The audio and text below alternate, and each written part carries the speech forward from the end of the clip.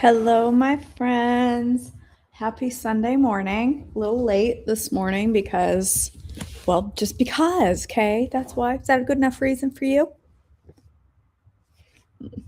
We're staying home this morning. There's just so new background. Oh, you mean the opener? The new opener? Yeah, I shortened it a little. Um, there's so much flu.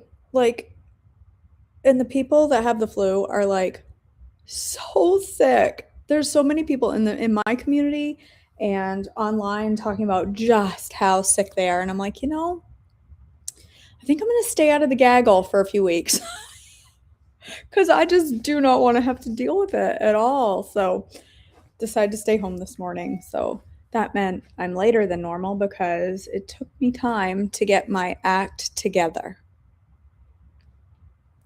And in all honesty, I've been chit-chatting with girlfriends this morning, and it felt good because I haven't talked to anyone for a while except the dog and once in a while my husband. Just kidding. Ow! My lip hurts. My lip hurts more today than it has hurt since this happened. It's itching, not like not like infection itching, but like healing itching. And it's so tender, and I think it's because I laughed really hard at something last night and spread it. Oh, you guys, can I just tell you, I am absolutely so scared to go to the doctor on Tuesday and have the stitches removed. I am petrified. I wish Kay Douglas was here so she could do it for me because I would have her do it. Kay, will you drive up to my house or fly and come take these stitches out because I'm scared? Although Kay, I love Kay. She'd probably be like, quit your whining and hold still.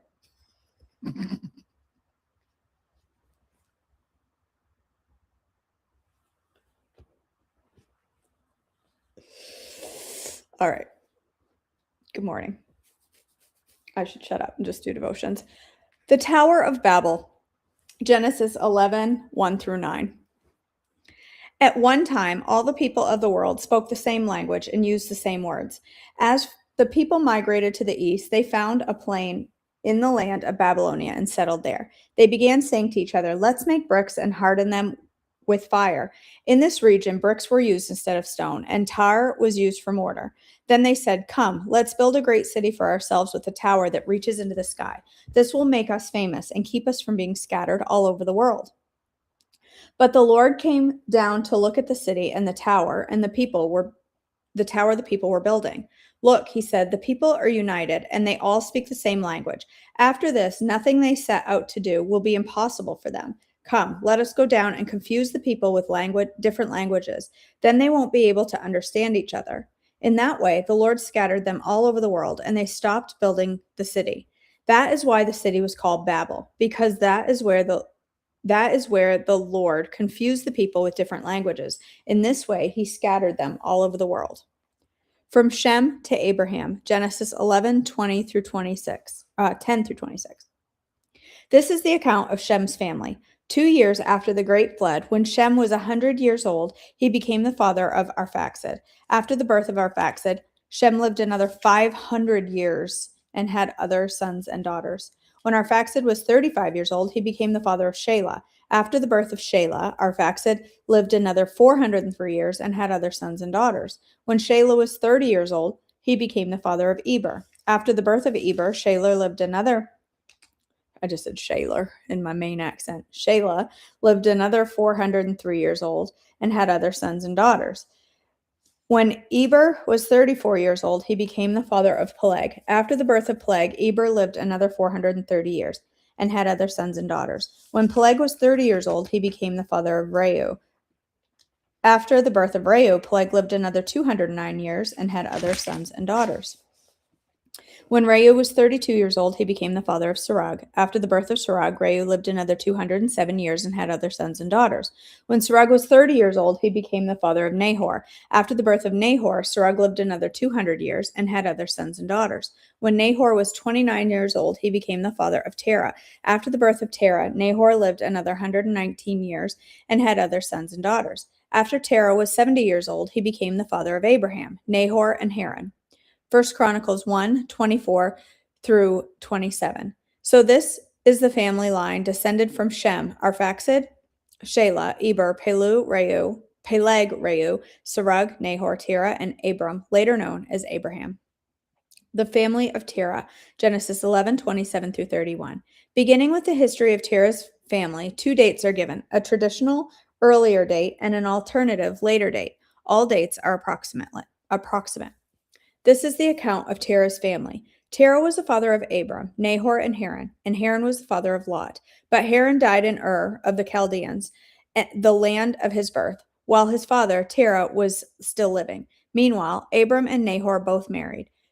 The name of Abram's wife was Sarai, and the name of Nahor's wife was Milcah. Milcah and her sister Iscah were daughters of Nahor's brother Haran. But Sarai was unable to become pregnant and had no children. One day, Terah took his son Abram and his daughter-in-law Sarai, his son Abram's wife, and his grandson Lot, his son Haran's child, and moved away from Ur of the Chaldeans. He was headed for the land of Canaan, but they stopped at Haran and settled there. The call of Abram, Genesis 12:1 through 9, 2091 or 1925 BC. Some years later, when Abram was grown and married and still living with his father in Haran, the Lord called Abram to go to a new land. The Lord said to Abram, "Leave your native country, your relatives, and your father's family, and go to the land that I will show you. I will make you into a great nation. I will bless you and make you famous, and you will be a blessing to others. I will bless those who bless you and curse those who treat you with contempt. All the families on earth will be blessed through you." So Abram departed as the Lord had instructed, and Lot went with him. Abram was 75 years old when he left Haran. He took his wife Sarai, his nephew Lot, and all of his wealth, his livestock, and all the people he had taken into the household at Haran, and headed for the land of Canaan. When they arrived in Canaan, Abram traveled through the land as far as Shechem. There he set up camp beside the oak of Moreh. At that time, the area was inhabited by Canaanites. Then the Lord appeared to Abram and said, "I will give you this land to your descendants." And Abram built an altar there and dedicated it to the Lord, who had appeared to him. After that, Abram traveled south and set up camp in the hill country with Bethel to the west and Ai to the east. There he built another altar and dedicated it to the Lord, and he worshiped the Lord. Then Abram continued traveling south by stages towards the Negev. Abram and Sarai in Egypt. Genesis 12:10 through 20. At that time, a severe famine struck the land of Canaan, forcing Abram to go down to Egypt, where he lived as a foreigner. As he was approaching the border of Egypt, Abram said to his wife Sarai, "Look, you are a very beautiful woman. When the Egyptians see you, they will say, 'This is his wife. Let's kill him. Then we can have her.' So please tell them that you are my sister. Then they will spare my life and treat me well because of their interest in you." And sure enough, when Abram arrived in Egypt, everyone noticed Sarai's beauty. When the palace officials saw her, they sang her praises to Pharaoh, their king, and Sarai was taken into his palace. Then Pharaoh gave Abram many gifts because of her: sheep, goats, cattle, male and female donkeys, male and female servants, and camels. But the Lord sent terrible plagues upon Pharaoh and his household because of Sarai, Abram's wife. So Pharaoh summoned Abram and accused him sharply. "What have you done to me?" he demanded. "Why didn't you tell me she was your wife? Why did you say she is my sister and allow me to take her as my wife? Now then, here is your wife. Take her and get her out of here." Pharaoh ordered some of his men to escort them, and he sent Abram out of the country along with his wife and all of his possessions. Abram and Lot separate. Genesis 13:1 through 18. So Abram left Egypt and traveled north into the Negev, along with his wife and Lot and all that they owned. Abram was very rich in livestock, silver, and gold. From the Negev, they continued traveling by stages towards Bethel, and they pitched their tents between Bethel and Ai, where they had camped before. This was the same place where Abram had built the altar, and there he worshipped the Lord again. Lot, who was traveling with Abram, had also become very wealthy with flocks of sheep and goats, herds of cattle, and many tents. But the land could not support both Abram and Lot, with all of their flocks and herds living so close together. So disputes broke out between the herdsmen of Abram and Lot. At that time, the Canaanites and Perizzites were also living in the land. Finally, Abram said to Lot, "Let's not allow this conflict to come between us or our herdsmen. After all, we are close relatives. The whole countryside is open to you. Take your choice of any section of the land you want, and we will separate. If you want the land to the left, then I'll take the land to the right. If you prefer the land to the right, then I'll go to the left." Lot took a long look at the fertile plains of the Jordan Valley and in the direction of Zoar. The whole area was well watered everywhere, like the garden of the Lord or the beautiful land of Egypt. This was before the Lord destroyed Sodom and Gomorrah. Lot chose for himself the whole Jordan Valley to the east of them. He went there with his flocks and servants and parted company with his uncle Abram. So Abram settled in the land of Canaan, and Lot moved his tents to a place near Sodom and settled among the cities of the plain. But the people of this area were extremely wicked and constantly sinned against the Lord. After Lot had gone, the Lord said to Abram, "Look as far as you can see in every direction, north and south, east and west. I am giving all this land, as far as you can see, to you and your descendants, as a permanent possession. And I will give you so many descendants that, like the dust of the earth, they cannot be counted. Go and walk through the land in every direction, for I am giving it to you." So Abram moved his camp to Hebron and settled near the oak grove belonging to Mamre. There he built another altar to the Lord. Abram rescues Lot, Genesis 14, 1 through 16. About this time, war broke out in the region. King Amraphel of Babylonia, King Arioch of Elasar, and King Chedorlaomer of Elam, and King Tidal of Goam fought against King Bera of Sodom, King Bersha of Gomorrah, King Shinab of Admah, King Shemeber, that's a name, of Zeboam, and King Bela, also called Zoar. This second group of kings joined forces in Siddim Valley, that is, the Valley of the Dead Sea. For 12 years, they had been subject to King Chedorlaomer, but in the 13th year, they rebelled against him. 1 year later, Chedorlaomer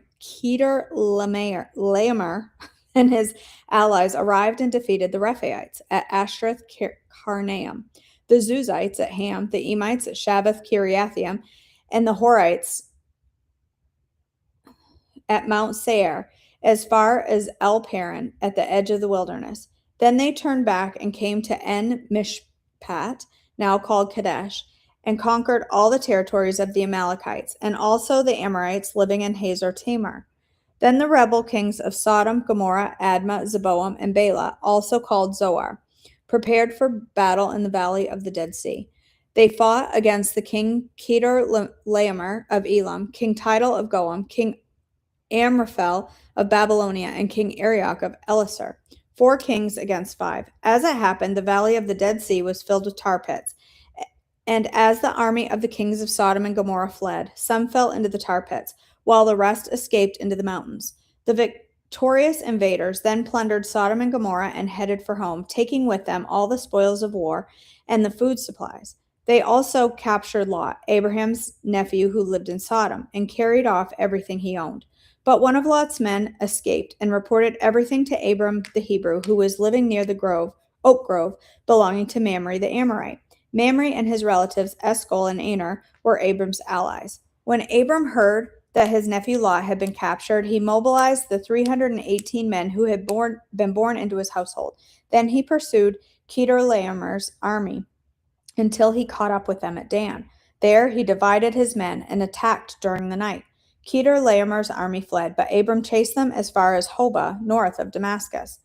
Abram recovered all the goods that had been taken and brought back his nephew Lot with his possessions and all the women and other captives.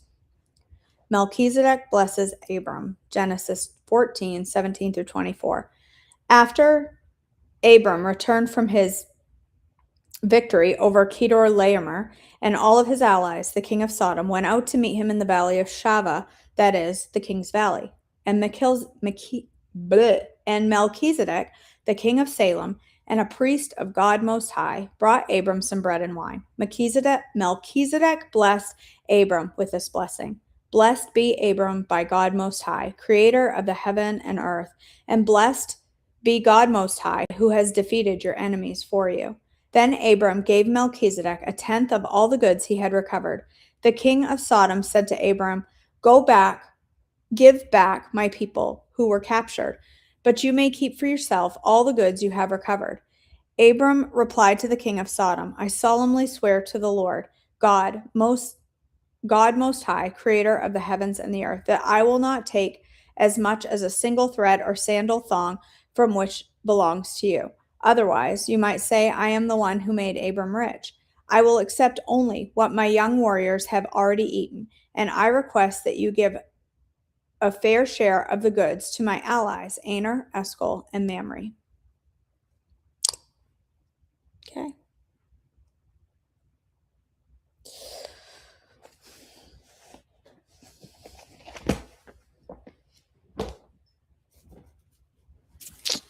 Let me just jump back through the chat.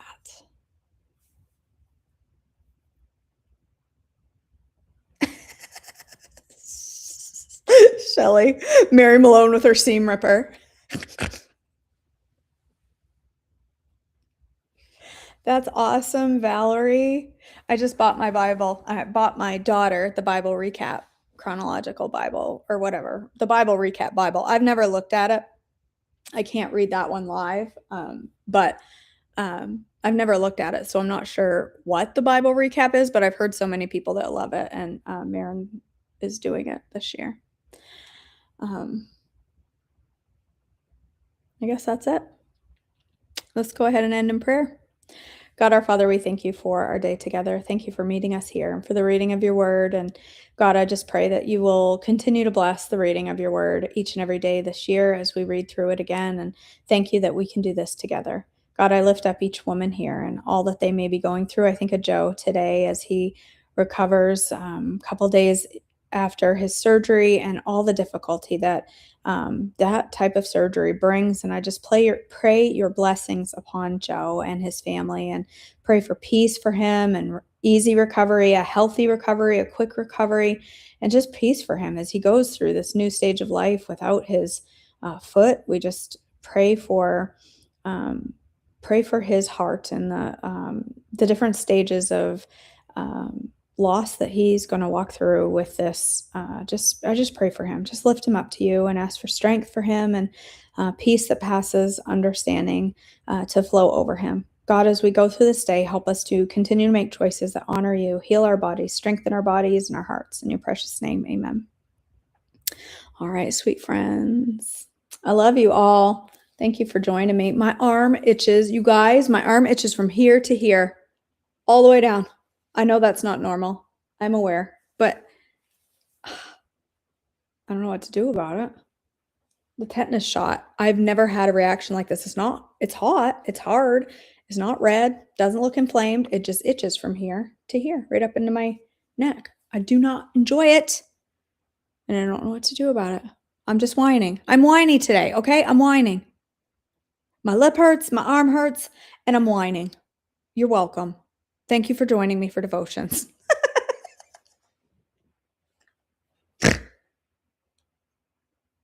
Joyful devotions at that. Thank you for being part of joyful devotions, where KJ complains about all of her ailments. It's a place of joy and peace. Melissa, I'm still doing Breaking Free from Body Shame, and when I finish that, I'm probably not going to do another devotional for a while. I still have a couple of books that I have permission to read. My brain just went completely blank. Oh my gosh. The lady that let us read her last few books, oh my gosh, my brain just went totally blank. I have a couple more books from her that I can do. But other than that, it's so difficult to get permission to read devotionals. I think I'm just going to stick with the word for a while after we finish Breaking Free from Body Shame. Just going to do the word and not do devotionals for a while. So unless someone here writes one and gives permission for us to read. Rhonda, thank you. I'm sitting here. I knew it started with an R. We've read a few of her books. I don't know. I think she has a few more that we can read. I'm just going to hold off on devotionals for a while and then throw one of hers in here and there where I can, and not do one constantly, because we've just blown through so many, and it's so difficult. I know I believe Joe has written a new book, and if he gives permission for that, then we will definitely read that because we love Joe. So, anyway, all right, sweet friends. I love you all. Thanks for being here. Thanks for being part of my Sunday. I hope you have an amazing Sunday of your own. And I will see you all back tomorrow at our normal time, somewhere between hopefully 7 and 7:30. Everybody cross their fingers that I can make that work. Yes. I don't know what else I was going to say. Nothing. I love you. Have a great day.